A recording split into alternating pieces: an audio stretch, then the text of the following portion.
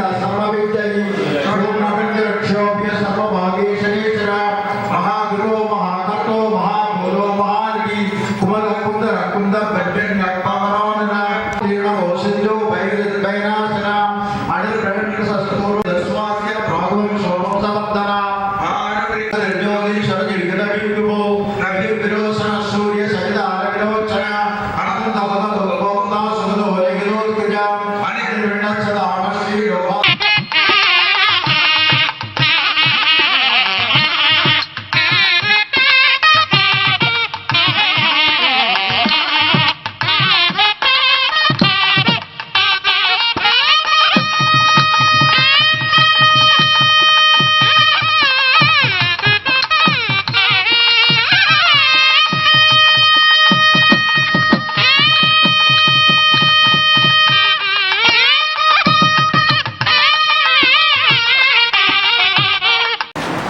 அம்மையாக அப்பனாக இருந்து அருள்பாலிக்கின்ற சாய்நாதனுடைய திருவருள் கருணையை போற்றி பாடுகின்ற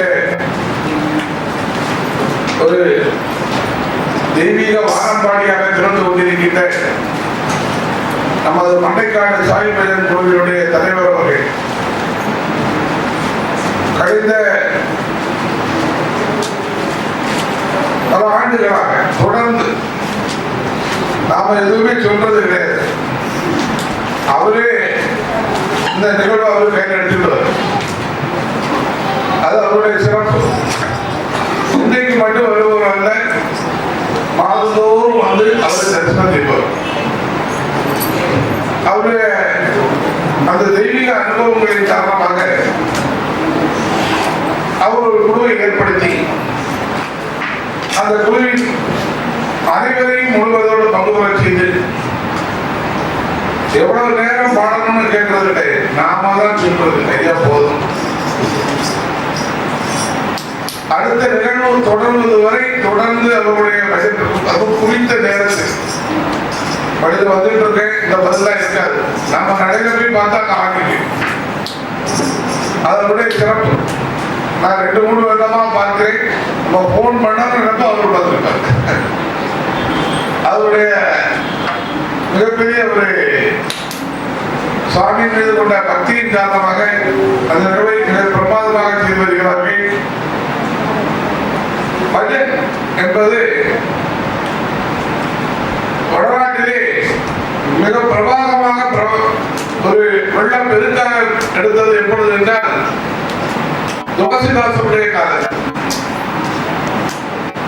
அவருடைய காலத்தில் துளசி ராமாயணம் என்பதை பஜனை பாடல்களாக பாட ஆரம்பித்தார். அதே போன்று தமிழ்நாட்டிலே அந்த பஜனை பிரவாகம் எப்பொழுது எடுத்து என்றால் 17ஆம்-18வது நூற்றாண்டில் தான். இங்கு சேர்வதற்கு 3 நூற்றாண்டுகள் காலவாசம் எடுத்துக் கொண்டது. அருணாச்சல கவிராயர் தான் பஜனை சம்பிரதாயத்தினுடைய அதிபதியாக இருந்து ஒவ்வொரு தெய்வத்தின் மீதும்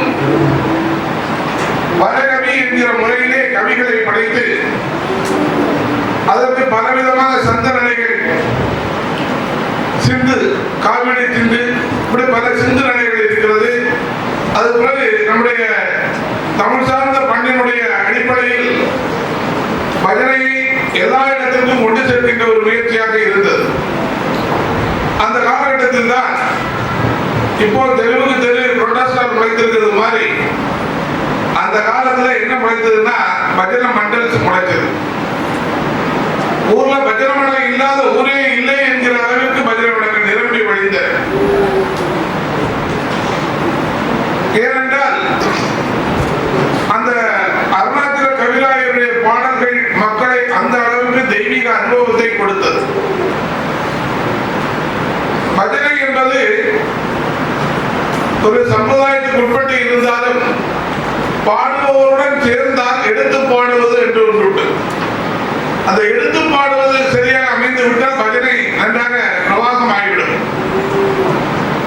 கர்நாடக சங்கீதத்திலே கர்நாடக சங்கீதம் பாடுபவர் ரொம்ப அனுபவமாக இருப்பார். காரைக்குடி அருணாச்சல நாதசுர வாசிக்கிறார்னா அது மிகவும் அற்புதமான ஒன்றாக இருக்கும். ராஜரத்னம் பிள்ளை வாசிக்கிறார்னா அது மிக அற்புதமாக இருக்கும். அதற்கு இணையாக இன்னொருவர் முன்னே இருந்து கேட்க முடியாது. ஆனால் பஜனை என்கிறதுல எப்படி என்றால் யாரெல்லாம் இதில் ஈடுபடுகிறார்களோ அவர்கள் அத்தனை பேருக்கும் அந்த அனுபவம் கிடைக்கும். இதுதான் பஜனை சமுதாயத்துடைய சிறப்பு. நாமாவளி என்பது கலியுகத்திற்கு இறைவன் நம்மை கரை சேர்ப்பதற்காக எடுத்துக்கொண்ட ஒரு தோணி. அந்த தோணியப்பனாக இருந்து நம்முடைய நாமாவளி மந்திரங்களை சொல்கிற போது நம்மை கரை சேர்க்கிறார். பிறவி பெருங்கடல் நீந்துவர் நீந்தார்னா அந்த பிறவாமை வேண்டும் மீண்டும் பிறந்தால் உன்னை மறவாமை வேண்டும் என்கிற நிலையை பெறுவதற்கு அந்த நாமாவளி ஜபம் நமக்கு உதவுகிறது. ஸ்மரணம், அதாவது எப்படி வால்மீகி மரா மரா மரா என்று சொல்லி ராம ராம ராம என்ற மந்திரத்தை உச்சரித்து சாதாரண ஒரு வேடுவனாக இருந்தவன் மிகப்பெரிய உலகத்திலேயே மிகப்பெரிய ஒரு படைப்பை படைக்கின்ற ஒரு சக்தி அவனுக்கு எப்படி வருகிறது என்றால் எல்லாருக்கும் எல்லா சக்தியும் இருக்குது. பிரபஞ்சம் சக்தியால் நிரம்பி வழிகிறது. அமிர்தமான தாரைகள் கொட்டிக் கொண்டிருக்கிறது. ஆசைகளால் அவற்றை நாம் என்ன செய்கிறோம்? சுவர் கட்டி நம்மை வந்து அணுகாது நாமே பார்த்துக் கொள்கிறோம். பேரானந்தம் அப்படியே பெருகி கிடக்கிறது. ஆனால் அந்த பேரானந்தம் நம்மை பெருகி கிடந்தால் நம்மை அணுகாது நாமே நமக்கு நாமே வயத்தை ஏற்படுத்திக் கொள்கிறோம்.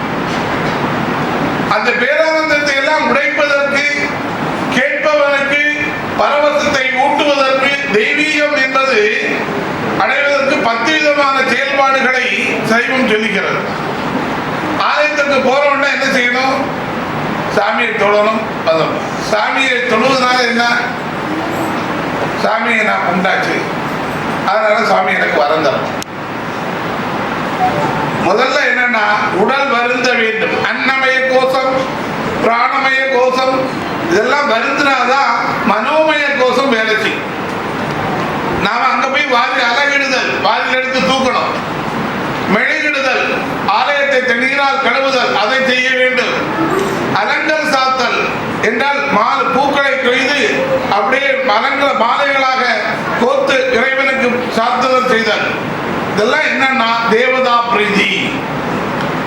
எங்க தூய்மை இருக்கிறதோ, எங்க தூய்மை cleanliness is next to godliness. எங்க தூய்மை இருக்கிறதோ அங்கு தெய்வம் குடியிருக்கும். சுத்தம் சோறு போடும் என்றார்கள்.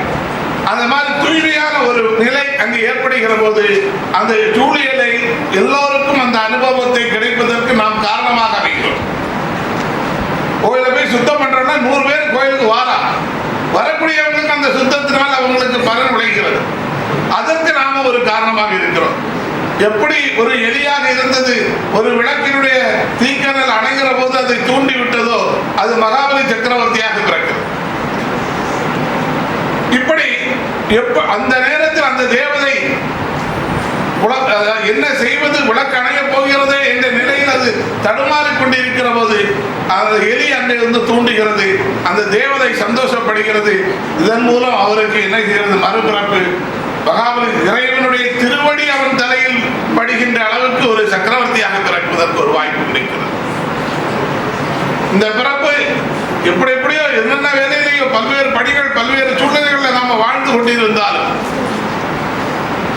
நாம நம்முடைய தேவைகள் ஏதோ அதுக்கு தக்கவா வருமானத்துக்கு தக்கவாறு செலவு வச்சுக்கிறது தான் சேமிப்புனா. என்னன்னா வருமானத்துக்கு தக்கவாறு செலவை வச்சு செலவு போக மிஞ்சி இருக்கிறத பார்த்து வாக்குறதா சேமிப்பு. நிறைய சம்பாதிக்கணும், நிறைய செலவு பண்ணிட்டு நிறைய சம்பாதிக்கிறதுக்கு தேடப்பட. சம்பத் என்றால் என்ன? 10 விதமான நற்செய்களால் உருவாகுதான் சம்பத். அந்த இடத்துல யார் இருப்பா? மகாலட்சுமி உட்கார்ந்திருப்பா. துர்கா பரமேஸ்வரி அவளை 3 நாட்கள் வழிபட்டோம்.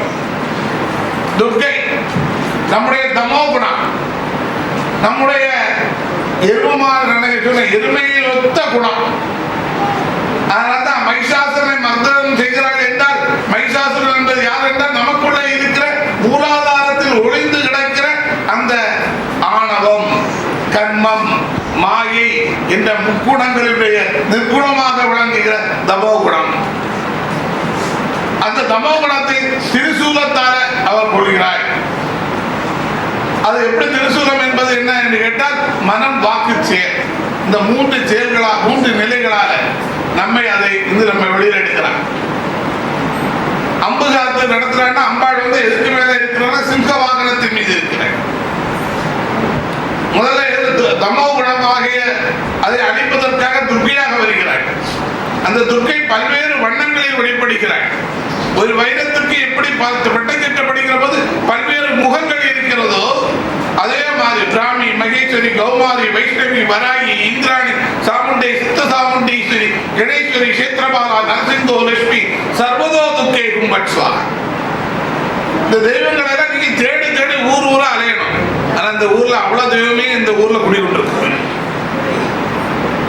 உள்ளங்கையில நெல்லிக்கனியை வச்சுட்டு ஊரெல்லாம் தேடுவோம். இந்த ஊர்ல எல்லாமே இருக்கு.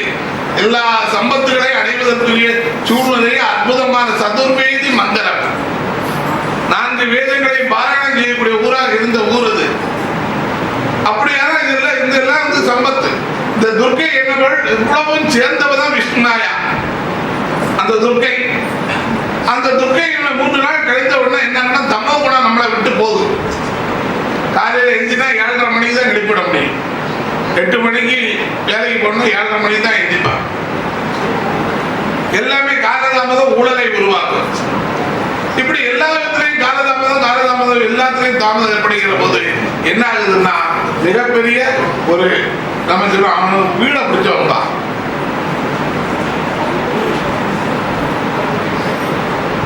சின்ன குழந்தைகள் என்ன செய்யணும், தூங்கும்போது கால் கடையில் வச்சுருவாங்க. அது எது காட்டுதுன்னா அவ்வளவு தூரத்திற்கு அதனுடைய தமோ குணம் ஈர்த்து அதை உள்ள இழுக்குது.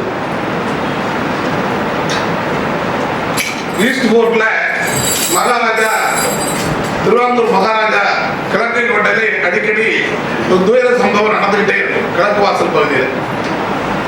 அப்போ ஊரோட ஆளை கூப்பிட்டு பிரசனம் பார்த்தார். பிரசனம் பார்த்தோன்னா அவர் சொன்னாரு, கிழக்கு கோட்டையில காவலாளி இருக்கான இன்னும் பொசிஷன்ல தூக்கிட்டு இருக்கான், ஊரில் உள்ள பீடைகளை எல்லாம் அங்கே பிடிச்சி இழுத்துட்டு இருக்கான், அதனாலதான் இந்த சம்பவங்கள்லாம் நடக்கு, அதனால அவனை மாத்தியாச்சுன்னா எல்லாமே மாறினார். அவனுக்கு எப்படி மாத்தணும்னாரா, அவனுக்கு வாழ்நாளுக்கு தேவையான பணத்தை கொடுத்து அங்கிருந்து மாத்திடும். அவனை வேலையை விட்டு டிஸ்ட்ரிக்ட் அவன் மனசுல வேதனை பட்டோம்னா உன்னை ரொம்ப பாதிக்கும். ஏன்னா அப்படிப்பட்ட ஆளு, அதனால கையில காசை கொடுத்து அனுப்பிவிடும் அப்படின்னா. எதுக்காக நம்முடைய தமோ குணம் நம்மை மட்டும் பாதிப்பில்லை, நம்ம சுத்தி இருக்கிற குடும்பத்தையே பாதிக்கும். அப்ப அதுல இருந்து வெளியில வருவதற்கு என்ன செய்ய வேண்டும்? நாம் தேவதா வழிபாட்டுக்குள்ள போகும்போது அது நம்ம கொஞ்சம் கொஞ்சமாக வெளிப்பட்டு அடுத்தால யார் வாரா? லட்சுமி வாரா. லட்சுமி தான் யாரு? அஷ்டலட்சுமி, சகல சம்பத் தாரணி. ஓம் ஓம் ஸ்ரீ க்ரீம் க்ளீம் ஐம் லட்சுமி மகாலட்சுமி கமலதாரணி சிம்ஹவாகினி என்னவங்க. சிங்கத்தின் மீது இருப்பவள் லட்சுமி. சிங்கம் எப்படிப்பட்டது? தைரியம், பலம், வைராக்கியம், புத்தி கூர்மை, எல்லா லட்சுமிக்கு என்னெல்லாம் இருந்தால் லட்சுமி வருமோ அத்தனை குணத்தினுடைய அண்மையா இருக்கிறார். ஆனா எதுக்கு மேல இருக்கிறார்? தாமரை மலரின் மீது இருக்கிறார். தாமரை எதற்கு அடையாளம்? கம்சம் என்பதனுடைய அடையாளம். கம்சம் என்றால் என்ன? கம்சம் என்பது நம்முடைய மூச்சு காற்று நிதானமான மூச்சு.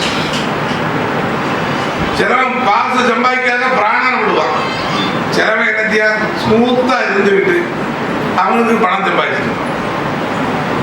அதான் கம்சம். பதட்டப்படாம பதறிய காரியம் சிதறும். பதட்டப்படாம நிதானமா காரியங்களை கொஞ்சம் கொஞ்சமா நகர்த்தி கொண்டு போய் செய்வதுதான் லட்சுமியுடைய அடையாளம். பணம் நிறைய இருப்பது மட்டும் லட்சுமியுடைய அடையாளம் அல்ல, பணத்தை அடைகிற நிலை, எந்த வழியில் அவன் பணத்தை அடைகிறான் என்பதுதான் லட்சுமியுடைய அடையாளம். அதனால என்னது? அவனுக்கு நல்ல குழந்தைகள், நல்ல அடுத்த சந்ததிகள் எல்லாமே அடிப்படையில் அவங்க செய்வது அமையப்படுகிறது. மூச்சு தான் எல்லாத்துக்கும் அடிப்படை. பிராணனை விடக்கூடாது. அடுத்த நிலையில என்ன வாரதுன்னா சரஸ்வதி, புத்தி வேணும். எல்லா சம்பத்துகளும் இருந்தாலும் ஒருவனுக்கு அறிவு வேணும். அறிவு இல்லைன்னா சேர்ந்த செல்வத்தை சிதறடிக்க செய்து விடுவார். அப்ப இந்த மூணும் சேர்ந்த ஒரு நிலையை நாம் வாழ்நாளில் பெறுவதற்காக 9 இரவுகளில் தேவியை நோட்டு செய்கிற வழிபாட்டினுடைய இறுதி நாளான நாளில் நாம் இப்ப என்ன நடக்குது? நம்மள்கிட்ட இருக்கிற எல்லா பீடைகளும் நம்மை விட்டு போய் எல்லா விதமான கர்மாதித தோஷங்களை விளக்குவதற்கான ஒரு வழிநிலையை தருகிற தசமி எல்லாவற்றிற்கும் தொடக்கமாக இருக்கிற நாள், எல்லாவற்றில் எல்லா செய்திகளையும் தொடங்குவதற்குரிய நாள். இந்த நாளுக்கு இணையான நாள் கிடையாது. அந்த நாளை தரக்கூடிய நாளாக எடுத்துக்கொண்டு உலகாருக்காக நான் அவதரித்திருக்கிறேன் என்பதை பிரகடனப்படுத்திய ஒரு குரு பூஜை தினத்திலே நாம் இன்று அவரை சிந்தித்துக் கொண்டிருக்கின்றோம். தசம் என்பது 10. தசமகா வித்யா. தசம வித்யா வழிபாட்டுல தசமகா வித்யா அது மிக அற்புதமானது. தசமகா வித்யாவுடைய அனைத்து நிலைகளையும் வடிவமாக கொண்டதுதான் சாய்நாதர். அவர் அங்கு வைத்திருந்த தேவதை யாருன்னா துவாரகாமயி. துவாரகையில் இருக்கிற கண்ணன் பிறந்த துவாரகை. அதே போன்று இதுவும் ஒரு துவாரகை. உலகாரை விடுவிப்பதற்காக இழந்த துவாரகை. இங்கு இருக்கின்றவள் யார் என்று கேட்டால் நான் அதை செய்கிறேன் என்று அவர் ஒரு நாளும் சொல்லலை. போ நான் பார்த்துக்கிட்டேன், அவர் ஒரு நாள் யார்கிட்டையும் சொன்னதில்லை. துவாரகாமயி பார்த்து இங்க இருக்கிற அந்த அம்பாள் பார்த்துக்கிடுவார், இங்க இருக்கிற அந்த துரிமாதா பார்த்துக்கிடுவார். அப்படிதான் அவர் கைகாட்டுகிறார். அந்த கைகாட்டுதல் மூலம் உயர்வான நிலையை அடைவதற்கு நாம் எல்லாம் சத்தியம் ஏற்றுக்கொண்டு இருக்கிற இந்த நாளில் இங்க அருமையான ஒரு நமக்கு ஒரு நிகழ்வை தந்து அமர்ந்திருக்கிற அம்மா பட்ஜெட் குழுவினுடைய தலைவர் அவர்களுக்கு இப்பொழுது ஸ்ரீமான் அவர்கள் பொன்னாடை போட்டி மகிழ்விப்பார்கள்.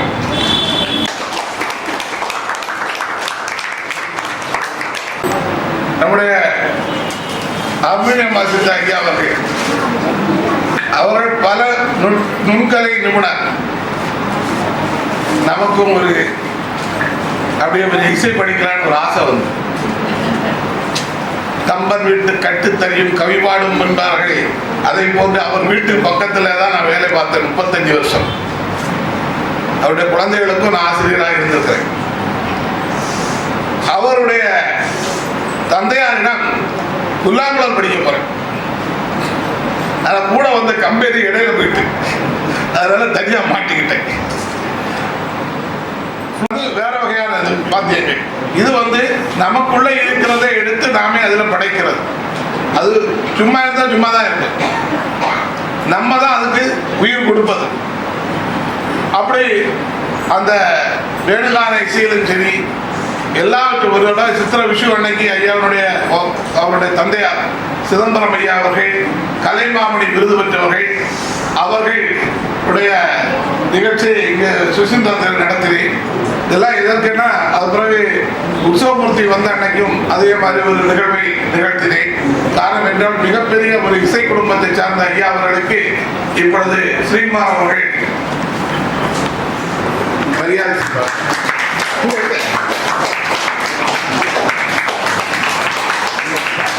வசித்த ஐயா அவர்களுக்கு இப்பொழுது ஸ்ரீகுமார் அவர்கள் மரியாதை செய்வார். தமிழ் வாத்தியம் இப்ப என்னன்னா நம்ம என்ன செய்யணும்னா நாசிக் டோல்னு ஒண்ணு கண்டுபிடிச்சிருக்கோம். அடியில நாக்கு தடிச்சிடும். என்னடா நாசிக் டோல்னா அடியில பல்லு தாளம் போட்டு நாக்கு துண்டா ரோட்ல விழுந்துருப்போம். தமிழ் வாத்தியத்தினுடைய சிறப்பு என்னன்னா எப்படி நாசுரத்துக்கு என்ன சிறப்போ அதே சிறப்பை எடுத்து தருகிற சிறப்பு தான் தமிழ். தமிழ் வாத்தியம் என்ன செய்யணும்னா அடிக்கிற அடியில ஒவ்வொரு நிலையும் என்னன்னா எப்படி ஒரு கணபதி உச்சாரணம் பண்ணிக்கிற போது அந்த உச்சாரணத்தினுடைய பலன் நமக்கு கிடைக்கிறதோ அதே மாதிரி தமிழ் தனியாவர்த்தனத்தை கேட்டேன்னா அதே பலன் கிடைக்கும். ஏன்னா நம்முடைய சுவாதிஷ்டான மையத்தை அதிர்வடைய செய்து அநாகதம் விசுத்தி என்கிற மையங்களுக்கு கொண்டு சேர்க்கிற சக்தி தமிழுக்கு உண்டு. 2 பக்கம் தான், அந்த 2 பக்கத்துக்கும் இருவேறு பெரிய வித்தியாசங்கள் உண்டு.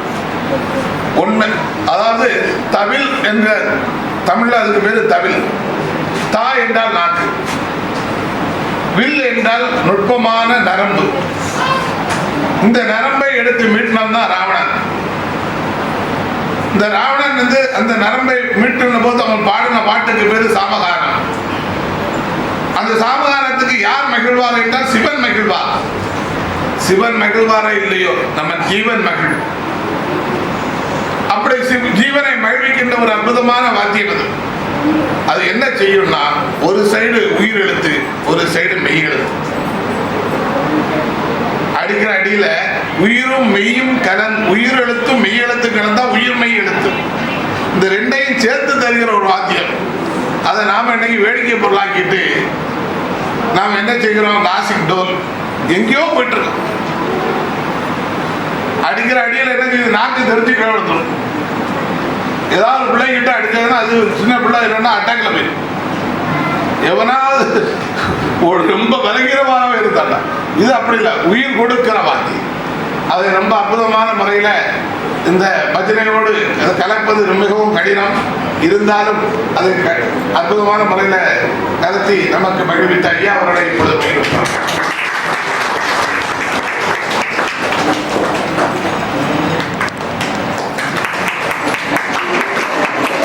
இப்பொழுது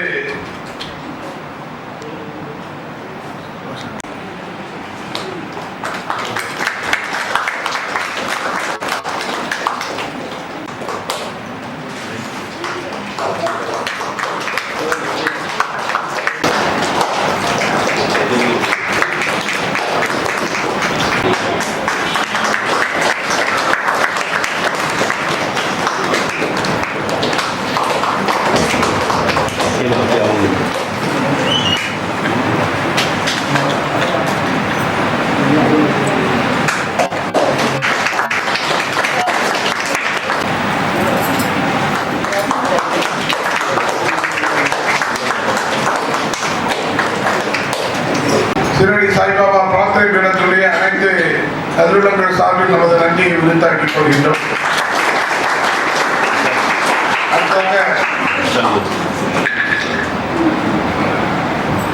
அடுத்ததாக 2:20 மணி நெருங்கிவிட்டது.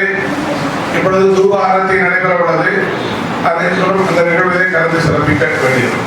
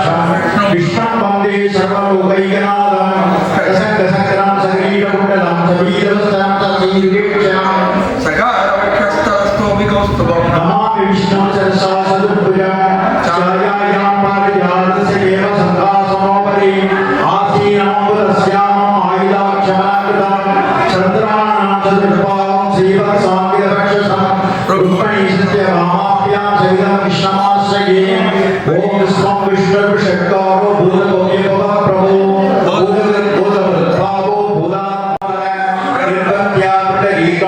सुरैरसैर्नरसरा परमं यो महत्तेज परमं यो महत्तम परमं यो महत्ब्रह्म परमं व्यपरायणं पवित्राणां पवित्रं यो मङ्गलानां च मङ्गलम्। ॐ साई नमो नमः श्री साई नमो नमः जय जय साई नमो नमः।